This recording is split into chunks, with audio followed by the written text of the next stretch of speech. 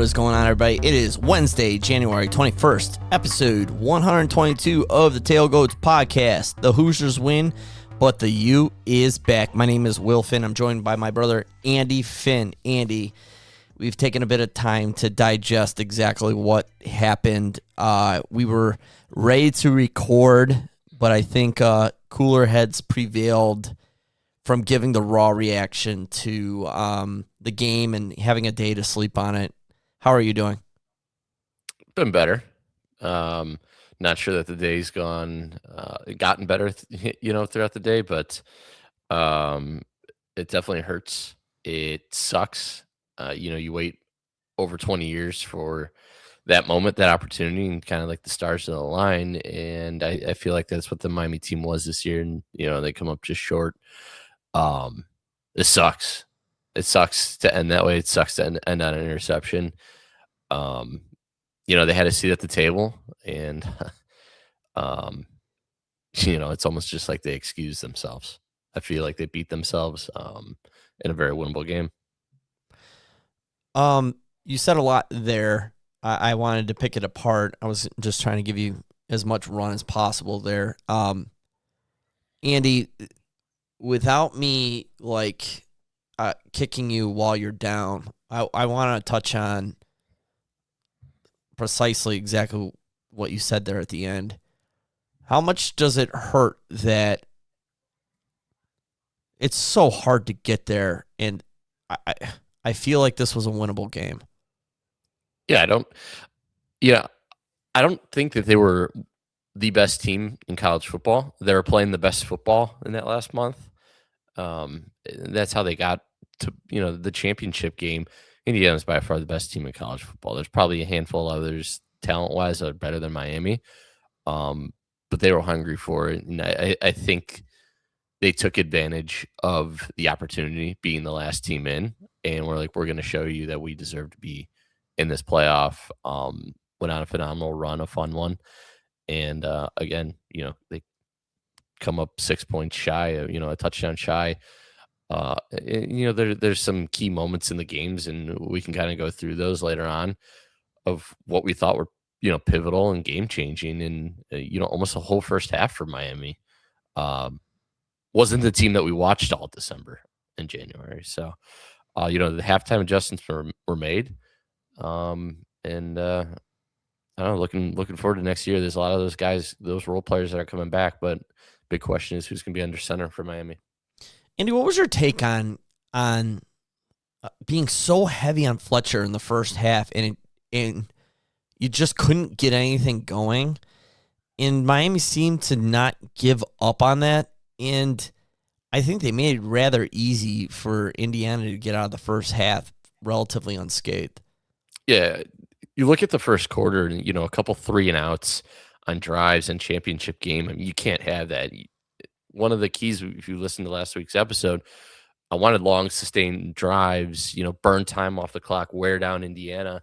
You saw that beginning to happen. I mean, Miami's defense, they were on the field a lot, but they were beating up that O-line for Indiana. They were beating up Mendoza. They were playing physical. And, I think it started to wear in the fourth. And, again, if they play a fifth quarter, I honestly think they end up winning the game. But that's not how football works. You're talking about a fifth quarter, Andy. I think my math wasn't mathing there with a minute to go. And I'm like, man, Miami scores here. You go for two and win the game. And then I'm looking at it and I go, oh my God, they just need a touchdown and an extra point. Did you feel like, and I know we kind of disagreed on this a little earlier, that Carson tried to do too much with that much time left? Yeah, you had all the time in the world with the first downs, the clock stopping. You still had timeout in your back pocket. I'm okay with the throw, but the throw's got to be in the end zone. It's got to be the back pylon, and if the ball's there, it's caught by Marion, and Miami's potentially celebrating a victory. Instead, it's underthrown. And I sent you about an hour ago, Miami's 3 losses this year, all 3 losses ended with a Carson Beck interception. And that was one of the keys to the game is don't put Carson back in those situations where he's got to be clutch, because throwing the ball in those situations, especially on the road, I know they were at home, but it sounded like mostly Hoosiers fans there. History repeated itself for the third time this year, with Beck getting picked off and the game ending. And a one-possession game, by the way. Andy, this is going to be tough, and the real kick to the nuts here is that you're losing two guys to the draft. Both are underclassmen, not seniors, that are going to be top 4 players in the draft, in my opinion. I don't think either of them make it to the Browns at 6. A gentleman that I have to learn how to say his name, because he's just an unbelievable freak at 6'6", 335 pounds, an offensive tackle that's going to make a difference at the next level. And Reuben Bain Jr., who you don't have to look very hard at the game film, just how much of a difference he made last night.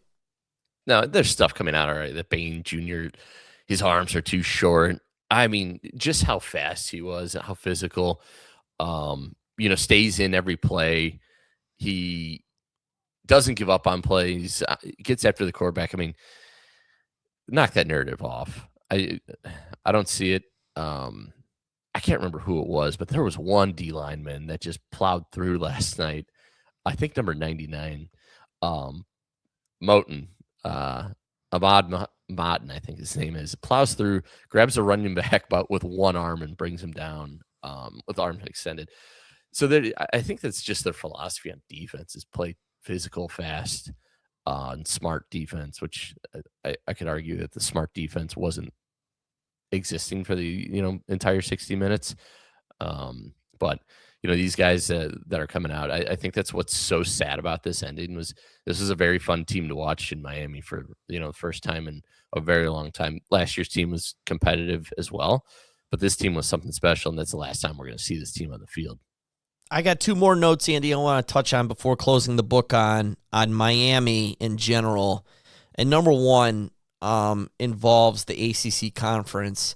We've looked at what the Big Ten has been able to do with a conference championship. That conference championship is not very old. And the SEC, as we know, has had a storied conference championship. What does the ACC need to do to make sure that this snafu, where there was some question of who gets in, how do we make sure that never happens again?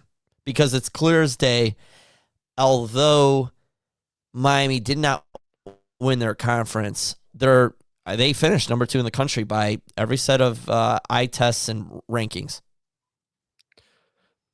Yeah, you got to eliminate some teams. 17 teams in the ACC right now. And for me, that's just way too big of a conference. I know the Big Ten has just about as many, if not more. I don't understand how these conferences are going to function anymore with that many teams being in them. The poor Pac-12 was picked apart. I think they're adding some teams next year, but none of these teams are going to go join the Sun Belts that are in the ACC. I just don't see it happening. I really don't know the fix to it. I don't know the fix aside from them continuing to expand the college football playoff to ensure that the conference, if you win your conference, you're almost guaranteed a spot in it, and there's only a few at-large bids. I don't know the fix conference-wise. I don't have an answer to the fix. Andy, the U is back, and that when you say the U is back, it has nothing to do with records. It does matter on how you finish the season. It's an attitude, and it's a persona. It's a confidence level. A lot of people hard and making fun of Michael Irvin. If you haven't seen the Saturday Night Live skit yet, you have to. It's amazing. But the confidence is an all-time high. I mentioned the guys that they're losing, potentially 3 first-round players. You got to fill the hole in at quarterback. Obviously, there's some mess with the Duke quarterback right now. that is potentially transferring to Miami. He may be getting sued by Duke and potentially the ACC, I guess. Andy, you're going to have to plug some holes here. How confident are you going into next year that with NIL, which is my next topic of conversation, that Miami's going to be able to keep this thing rolling? And, you've got two young guys in Fletcher and Malachi Toney, who we haven't even mentioned yet on this episode, that the offense is just going to be dynamic. And I said earlier, it may not matter, Andy, that you have an absolute stud at quarterback because, I think that Carson Beck's going to be a day 2, day 3, or later guy. I think, I've seen him as the 5th or 6th best quarterback in the draft. I think that he has the potential to be have a long career as a backup in the NFL. I think that's kind of his ceiling. I think I'm being fair there. What does Miami need to do in this day and age of NIL and transfer portal and recruiting? There needs to be some sort of quarterback situation figured out because right now they don't have anyone on the roster, I think, that's taken a snap in college football. There is a true freshman coming in. There's talk of them potentially buying in on him. If the Duke transfer ends up working out, I think you're looking, you're talking Miami being in this game again, definitely being in the college football playoff with, right. Fletcher coming back. I mean, Fletcher, barring an injury in the 2027 draft, Fletcher's got to be a first-round pick or a second-round pick. Right. It just depends on how they're valuing quarterback or running backs, I feel, that year. And then you've got 2 more years of Malachi Toney. I mean, man, that kid's talented. He's fun to watch. I think if you're not even a Miami fan, like, you got to love what he does on the field and, the heart that he puts into it at, turning 18 in the middle of the season this year, for how young he is.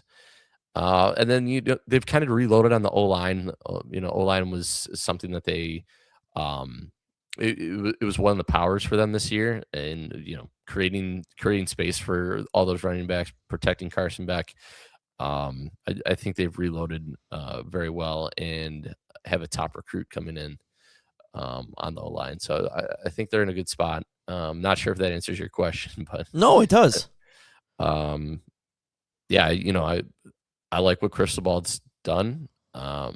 It's nice that he is an alumni. He wants to be here. I don't think there's any threat of him going anywhere. But the potential coordinators, these guys have came in.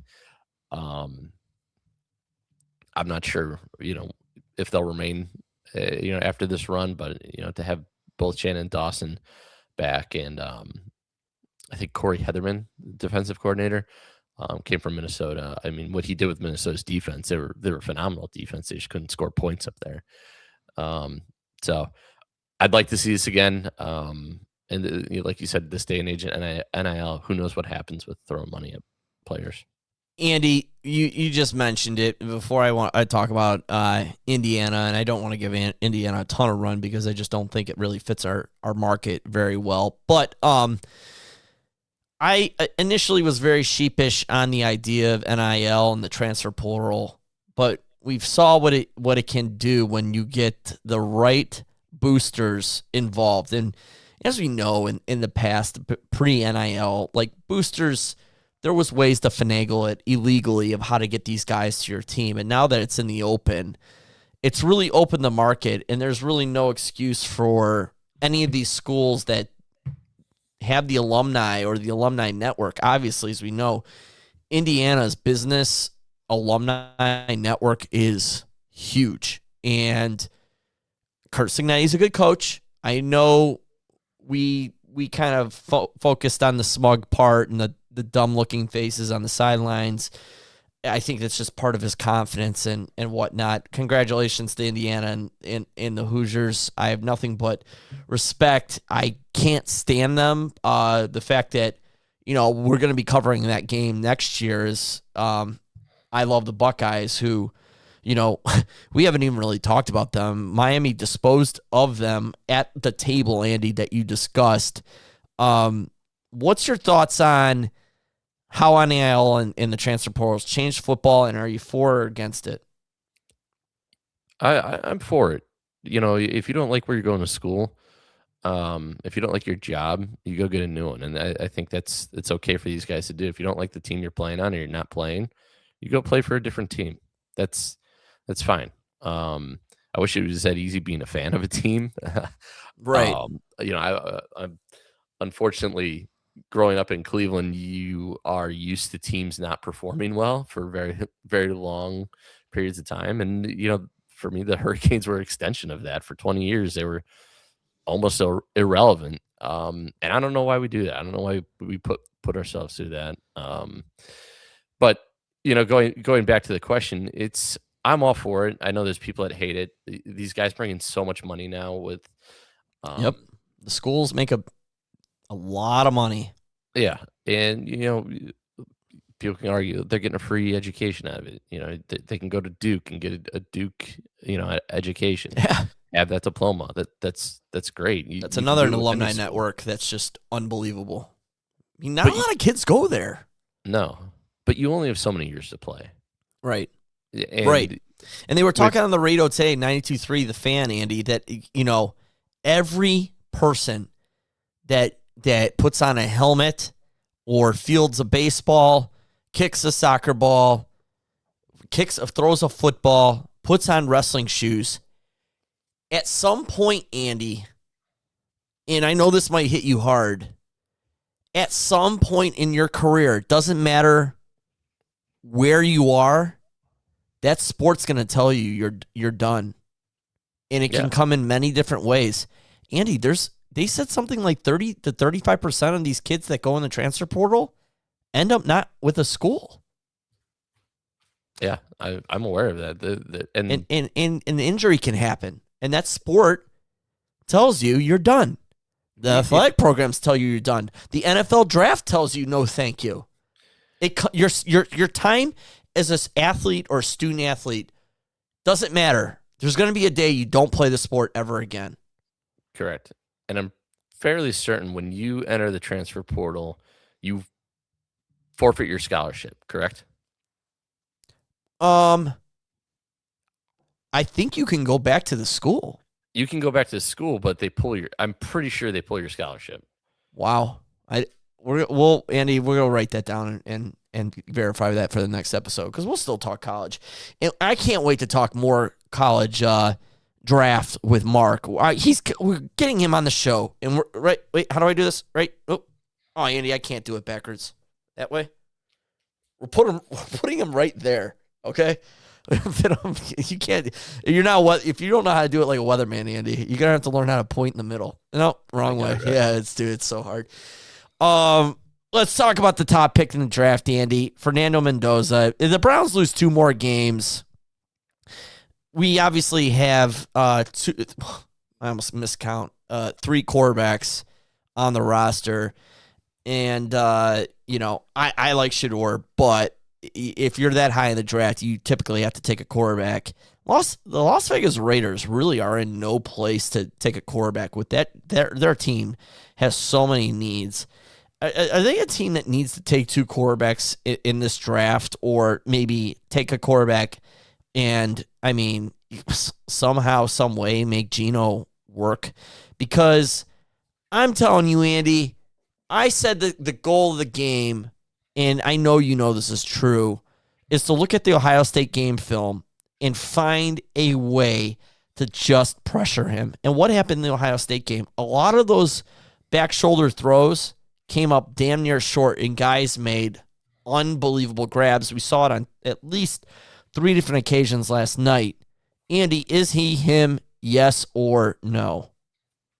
Don't be a hater fan here. I'm not. Miami's not an NFL defense. They've got some NFL talent on there, but they're not an NFL defense. Correct. Take, a handful of those guys that you saw in Miami, put them on an NFL defense, and, take Ruben Bain and multiply him by 10 and put him at every position. That's who he's going to end up playing against. Now, he's going to have better protection. I don't know how good not in Vegas, but right. you've got Genty out there, and we've already seen how poor Genty's been at picking up blocks. I don't know. I I have my concerns with what I saw. I spoke very highly of him when anyone was asking me about this game, is saying Mendoza was making NFL quality throws against the Ducks, and there were a lot of throws that he made that I was just like, this guy is ready. But I don't think Oregon had that good of a defense. They shot out Texas Tech, but I don't. It was a weird playoff, but he was consistent those first two games. So I don't know. I definitely have my concerns for him. Do you start him right away? No, I think you land him and let him see what the NFL is about. Speaking of the NFL, Andy, it's time to segue. And I've got a message for all the Super Bowl square fanatics that have to have a lot of squares just to make the Super Bowl more interesting. As it's losing its luster, I think, like every week, man. Former clients of Go Cleveland Productions, Dino and Marissa Buzzoni, have decided once again to kick off the year with a fundraiser for the Holy Family Home and Hospice located in Parma, Ohio. Their mission started, this mission started in 2024 in honor of Rosanna Buzzoni, Dino's mother. Dino's grandfather also spent the last 4 months of his life at this amazing facility. Since 1956, Holy Family Hospice has been a trusted sanctuary providing compassionate end-of-life care to those here in Cleveland, regardless of their ability to pay. Holy Family Home and Hospice currently has an ongoing campaign to replace single-pane aluminum-clad windows from the original build in 1956. The goal for 2026 is to contribute to this window replacement project aimed at enhancing the quality of care by reducing drafts and regulating temperatures within the facility. Every donation will help support these critical upgrades. In 2025, their fundraiser generated just under $7,000, it looks like, plus matching corporate donations. And their goal is this year is to exceed its value in honor of the 70th anniversary of Holy Family Hospice in Parma, Ohio. So please consider buying Super Bowl squares to help support this wonderful institution. The Super Bowl squares are $25 a piece. Half the money collected will be given in prizes, and half will go to Holy Family Hospice, Home and Hospice. Together, we can make a difference in other people's lives. I'll have the link to buying the squares in the bio and comments. And if you have any questions, please reach out to me, and I'll make it happen. Andy, this is one of those fundraisers that you look at Super Bowl squares, and you're like, man, where's this money going? This is a good cause. Yeah, I enjoy doing those. Squares are always fun, but probably one of my least favorite things to bet on because you could get some terrible numbers and just be like, yeah, it was a straight donation. Yeah. So I'll have the link. Just because we're going to talk about these games here in a minute. I'll have the link in the bio, of the podcast. And if you're watching this on Facebook, it'll be one of the comments. I'll pin it up there. So if you have any questions, just reach out to me and we will make it happen. Let's sell all those squares out. I think they're like on 3 or 4 boards already, and they'll just keep opening them up. Andy, 3 o'clock, CBS Paramount. The 14-3 New England Patriots finally have to go on the road to visit the AFC West 14-3 Denver Broncos. But no more Bo Nix for the Broncos. Dude, allegedly, Andy either broke his ankle on the play before or getting bum rushed on kneeling down. It's unbelievable. I feel bad for, obviously, if you're an older Browns fan listening to the show, like, there's no love lost for Denver Broncos and that horse tooth bleep, John Elway. Yeah. But, like, dude, that's tough. That's tough. The NFL, Andy, really needs the Patriots to win. They do. Here's the way I'm kind of looking at this. Like, if I'm a Broncos fan, I'm glad this happened this past week and not this upcoming week. Because if that happens before the Super Bowl, you made it. You made it to you made it to the freaking Super Bowl, and now you're gonna not have your starting quarterback. Jarrett Stidham, Andy. You're going to be playing the Super Bowl with Jarrett Stidham. And the thing There is a sucks, chance. there's a chance, but you're stuck then with all the what ifs. When you Right. go into a championship, like this past national championship, both teams went into, Miami and Indiana are No pretty more much college, 100%. Andy. Yeah, It's but going to they're hurt my 100%. heart. Go ahead. The Broncos aren't 100% anymore, and it's a big hole that they need to fill, and that's a lot of pressure. That's a lot of pressure on Stidham. That's a ton of pressure. Yeah. I don't see it happening, and I can't root for that. Unfortunately, is it a great story? Yeah, I can't root for it at all. The Patriots need to win this game For the NFL and the Super Bowl. Correct. Moving on, Andy. Oh, didn't even mention. Should I just hit it because it's like it's almost done, dude? Like he was Brad. 5-5. 3 more games, Andy. Mm-hmm. We could do it. It just doesn't it doesn't matter if we go 7-6. No. It matters to win the Super Bowl. But 5-5 heading in. Be nice to go 3-0. 6:30 on Fox. What are they? NFC West, I guess. LA Rams. No. NFC West champions were the Seahawks. Mm-hmm. Right? Wild card, Rams. Seahawks 14-3, Rams 12-5. This game will be played at Lumen Field, Seattle, Washington. And Seattle's favored by 2.5. Man, Andy, this is going to be a par and burn, man. You think? I don't know. I mean, I think everybody and their mom thinks the Seahawks are going to make it. I think they're going to blow them out. What they did to the 49ers last weekend was not too kind. Unbelievable. I did not see that coming either. And, Rams, Caleb Williams, late mistake, interception to end the season. Not going to bring him. Go for it. No more college. Yeah. But just terrible ending to that game. And again, we were treated to 3 phenomenal games and 1 blowout. What a NFL playoffs this has been, and I think we're gonna see. I don't think we're gonna see 2 good games this weekend, but Okay. I think you're gonna see both Patriots and Seahawks win. Yeah, I think that's the way to do this, and you can still get, I think, plus money on the Seahawks to win the Super Bowl. If you think that that's going to be the final, my best bet for you is to put 2 futures on both of them, and that way you'll actually guarantee yourself a little bit of money if that is the result. Wow, and they have Patriots at plus 250, Seahawks at plus 145, the Rams at plus 230. Yeah, so that's why I think that's the way to do it, Andy. Just if you're in the long game of trying to make money gambling, I think that's the smart way to just make a little bit of money. I don't know. If you go wrong, you go wrong. That's that, Andy, for football. I mean, obviously, I'm sad it's almost over, man. I am not ready for it to be over. I mean, I think that we may have hit the climax, honestly, because this national championship was just amazing. Andy, 2 more topics. We got MLB hot off the presses, Hall of Fame ballot.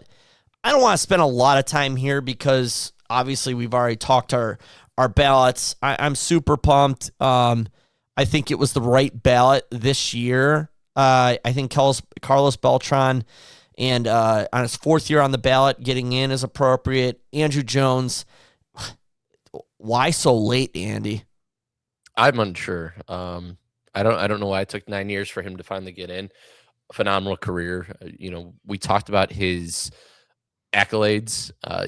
Trophy case. I think he deserved to be in a couple middle of years ago. Steroid era too. Correct. So that one was shocking to me, but I'm glad. I've got a bat over my right shoulder that's actually signed by him in a case, which just boosted in value. Amazing. Yeah, it's in there with another Hall of Famer, Jim Thome. So those are actually kind of pretty cool to have side by side. 10th and final year, Andy, for Manny Ramirez. He fell way short of the 75% mark that you need to get on the Baseball Writers of America ballot. 38%. So they're still relatively hard on the steroid guys. Andy Pettitte, 8th year on the ballot, only has 2 more years. He's only at 48.5%, and it's looking like he is going to fall off the ballot in 2 years as well. Good news for Felix Hernandez, 46.1%, 2nd year on the ballot. He is going to head towards Cooperstown. I'm not sure when. Cole Hamels, 1st year on the ballot, 23.8%. Once again, I'm projecting him to be a Hall of Famer. Guys that need some help, 9th year on the ballot, hometown favorite, Omar Vizquel, Andy. It may be too little too late unless there's a serious push to the baseball writers. I think that he is likely out. It's no longer a stat thing. I think the stuff that he got in trouble for is now causing him to drop because number-wise, anyone with almost 2,900 hits and played for as long as he did, 11 Gold Gloves, I get it. He never won a World Series, but a 24-year career with those numbers, the amount of All-Stars, even some MVP votes 1 year, like that's a Hall of Fame player right there. But I think the outside stuff that came out is now having an impact on him. Another number that I don't like where he's at for how low votes he's getting is Torrey Hunter. Same boat, kind of, but obviously not the stuff off the field. No, the complete opposite. I mean, one of the most genuine players that I ever came across. Only Agreed. 350 home runs, but 2,500 hits. Andy, can I do a true story? Torrey Hunter. Yeah. I was clubby guy. I was inside, not bat boy or ball boy, and he came up to me and at the end of the series and he slapped me a $20 bill, and I was like, "Hey, thank you. What's this for?" He's like, "You being you, man." And I was just so thrown off and genuine, but he had the biggest smile on his face, man. And I at the time, obviously as a college kid, you're like, "Oh my God, $20 is amazing." And he just was that kind of guy. Yeah, he was nice. I actually do have a signed jersey from when I was working there. Is that one out to you too? It's everything. Like he wrote every award he won on there, dude. And that was on his own. Like he chose to do that. I didn't ask, hey, put all the stuff on there.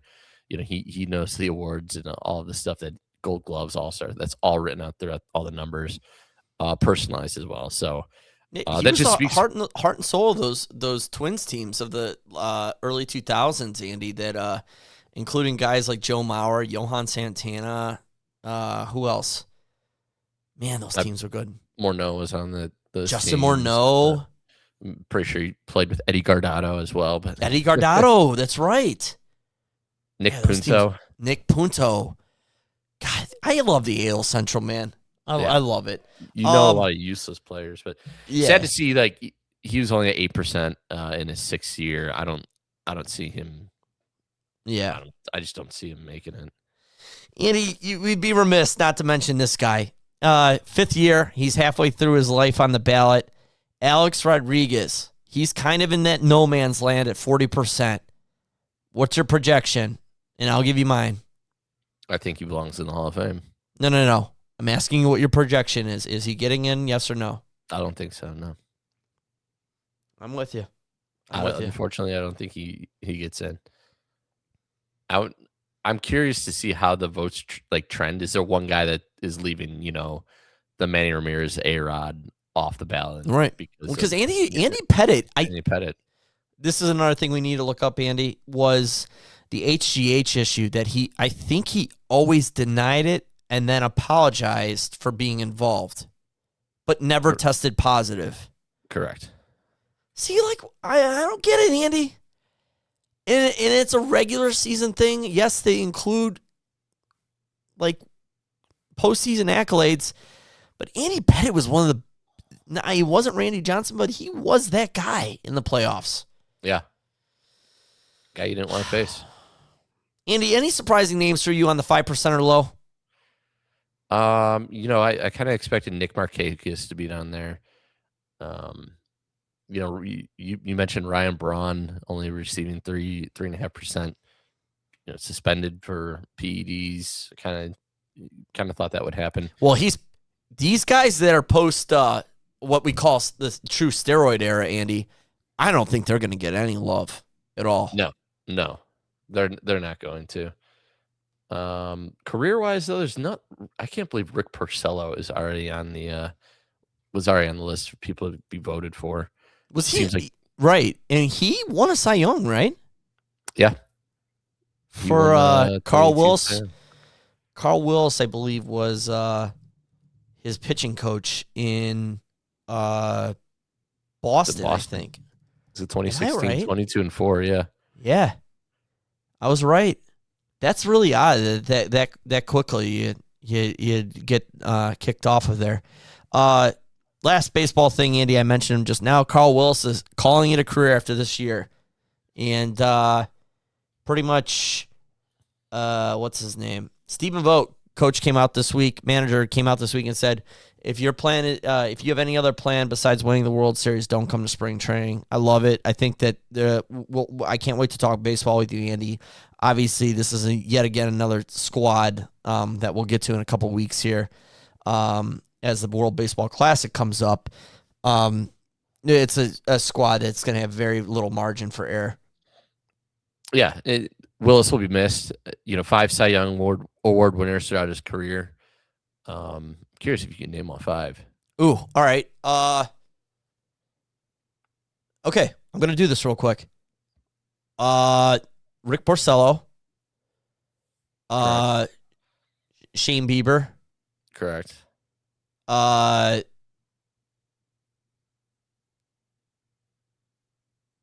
Cliff Lee.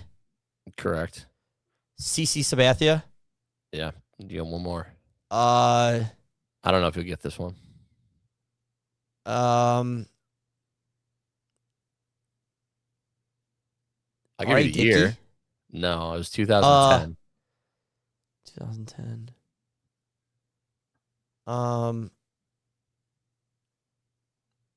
Damn. There's one more. Is it Cleveland? No, it's not. King Felix. Oh, really? Yeah. Wow. I forgot that he went out to Seattle. He went out with Wedge, right? Yeah. Yep. Wow. Well, hey, thanks for putting me on the spot. I think I did okay there.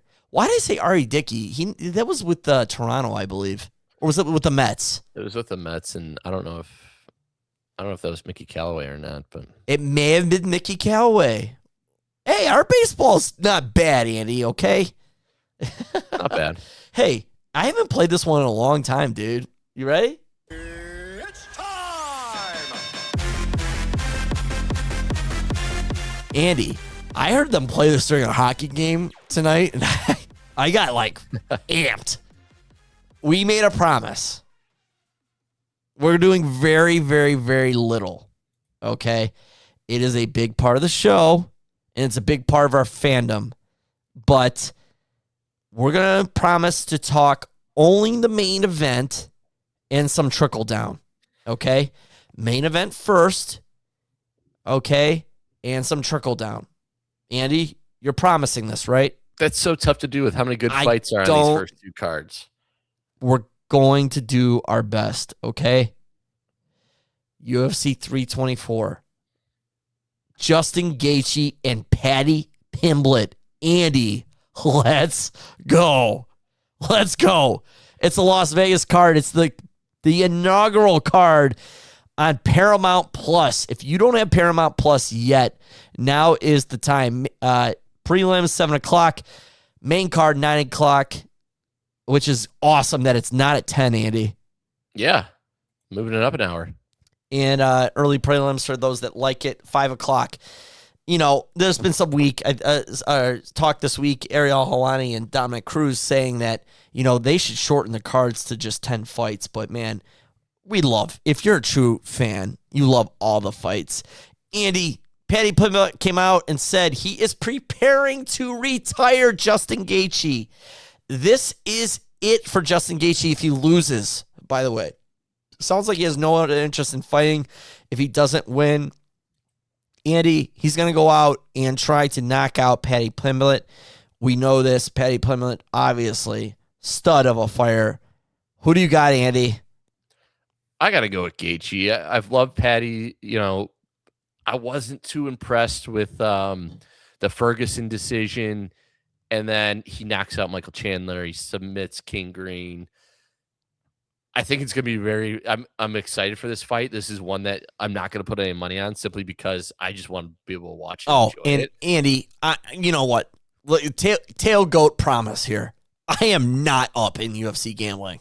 No, okay? It's the worst sport to bet on. It is the absolute worst sport to bet. Should we make a pact? No, don't. Because we should make a pact, Andy. I'm not doing that because there'll be stuff I want to. Why? Because you'll just be in the mood to do it. Okay, in the mood to do it. When it's a fight that you don't really care about this, then tell me the fight, and I'm going to go and light $5 on fire. Derek Lewis to knock out Andy! Waldo Cortez Acosta. The knockout is probably a favorite prop there. You think? I've got DraftKings open, so talk and I'll get this pulled up really quick. The only other fight, Andy, I'm really interested in is not a co-main event. I want to see Sean O'Malley back. Yes, you heard Mr. Noggle. I want to see him back. I want to see a clean knockout. And he's lost to Merab twice, okay? And these fights are dating back to UFC 306 and 316. He's only fought twice since September of 2024, okay? Mm-hmm. Obviously, he's had the injuries. I want to see the Sean O'Malley that has rededicated himself to the craft, okay? That's what I want to see. This is no slouch of an opponent whatsoever. No.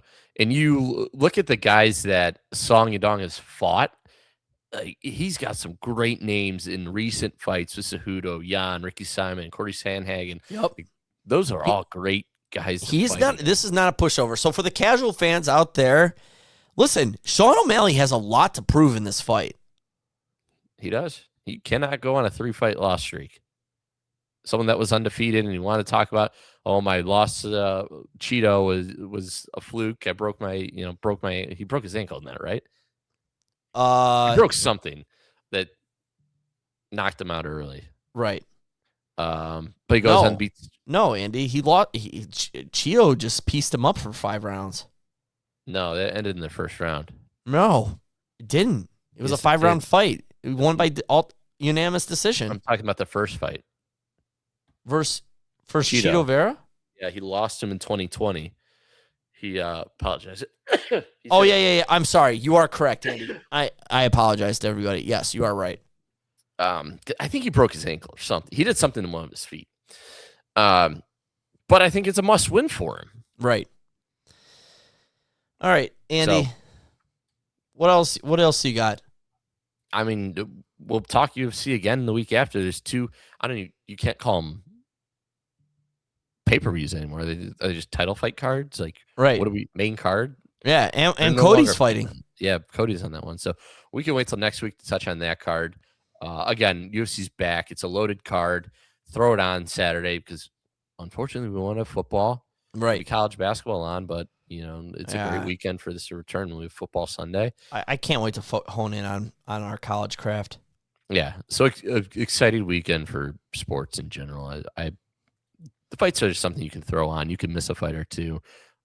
Great background noise, and excited that we've got some. I think a few weeks of fights coming up. Andy, what do you got going on at the arena? I know we've got hockey and basketball alternating. Outside of that, I don't think anything show wise coming up in the near future. Yeah, Andy, February 21st, the Adult Masquerade, Adult Prom at Lorraine Brewing Company. I can't wait. I'm going to be the DJ. It's all you can drink, all you can eat, buffet style. I'm going to make this event for anybody that hated their school dances or maybe they just love them. I'm going to make it fun for absolutely everybody. And tickets are on sale now. I guess I need to find the link for that as well. Throw that in the bio because that's going to be great. February 21st. That's in about a month from today, actually. It's awesome. All right, dude. Andy, you hung in there hard. You didn't shed a single tear for the your Hurricanes. I'm going to turn this one over to famous Jameis. You know, one thing my trainer, he told me, he said, what did he say? He just told us to be prepared. This has been another Tailgoats podcast, powered by Go Cleveland Productions.